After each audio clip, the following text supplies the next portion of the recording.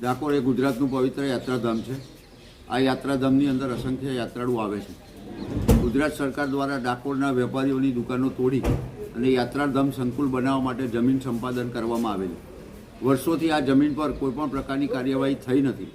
આજ રોજ ડાકોરના ગોમતી ઘાટ પર દબાણો હટાવવાના બહાને મધ્યમ અને ગરીબ વર્ગના નાના ધંધાર્થીઓને હેરાન કરવાની જે નીતિ અપનાવવામાં આવી છે તે સખત શબ્દોમાં વખોડી પાત્ર છે। ગુજરાતના મુખ્યમંત્રી એક સંવેદનશીલ હોય અને તેમનામાં સહેજ પણ સંવેદના બચી હોય તો ડાકોરના નાના અને ગરીબ વર્ગના મધ્યમ વર્ગના વેપારીઓની રોજગારી છીનવાઈ છે, જેઓના ચૂલા બંધ થયા છે, તેઓના માટે સંવેદના દાખવવામાં આવે। આવા નાના નાના ગરીબ વર્ગના મધ્યમ વર્ગના વેપારીઓ રોજ કમાઈને રોજ ખાતા હોય અને તેવાની રોજગારી છીનવી લેવામાં આવે, તે સહેજ પણ ચલાવી લેવામાં આવે નહીં।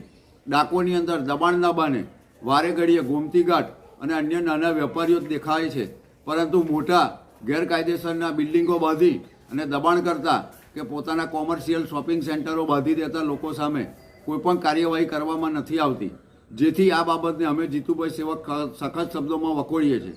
જો આ બાબતે તાકીદે કોઈ નિરાકરણ નહીં આવે તો ના છૂટકે આવા નાના વેપારીઓના ચૂલા સળગાવવા માટે નગરપાલિકાના કમ્પાઉન્ડનો ઉપયોગ કરી અને તેઓની જમવાની વ્યવસ્થા નગરપાલિકાના કમ્પાઉન્ડમાં જ કરવાની અમારે ફરજ પડશે, જેની સૌએ નોંધ લેવી।